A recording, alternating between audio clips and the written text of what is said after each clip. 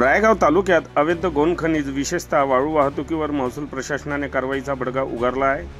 शनिवार दिनांक 29 मार्च रात्री उशिरा केलेल्या दोन वेगवेगळ्या कारवायांमध्ये वाळूची अवैध वाहतूक करणारे एक टिप्पर आणि एक ट्रॅक्टर जप्त करण्यात आले। ही दोन्ही वाहने पुढील दंडात्मक कारवाईसाठी तहसील कार्यालयाच्या आवारात जमा करण्यात आली आहे।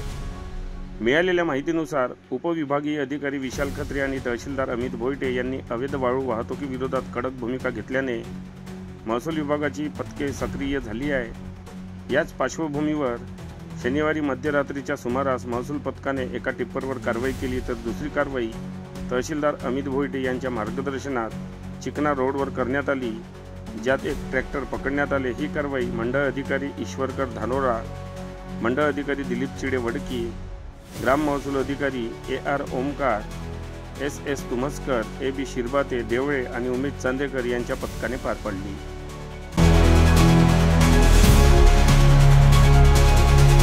बातम्यांशी अपडेट राहण्याकरिता आजच आमच्या चॅनलला सबस्क्राइब करा आणि बेल आयकॉनवर क्लिक करा।